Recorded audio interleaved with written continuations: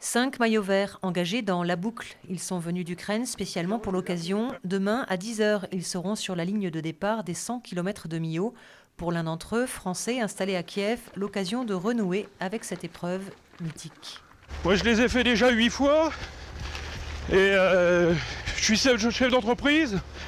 Et les 4 coureurs qui sont avec moi aujourd'hui sont mes salariés. Et on s'est fait un petit challenge.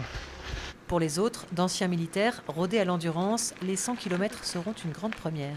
Когда он сказал, что есть такие соревнования, бежать нужно 100 километров. Et quand il nous a expliqué qu'il y avait une telle compétition et qu'il fallait courir pendant 100 km, Мы сначала не могли даже подумать, что 100 километров, переспросили. on avait du mal à s'imaginer. On lui a posé la question s'il ne s'était pas trompé dans les chiffres. Pas d'erreur, il faudra boucler l'affaire en moins de 24 heures et ne pas craquer dans la partie redoutable, cette fameuse côte de Tiergue où ils ont choisi de s'entraîner. Les Ukrainiens, ils pensent qu'on est tous fous. Et alors c'est vrai ? Je pense qu'à moitié.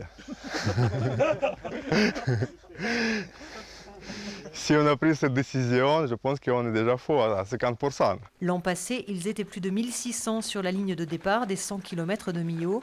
Cette année encore, la foule est attendue pour courir la plus ancienne et désormais célèbre épreuve du genre en France. Uniquement dans le stade.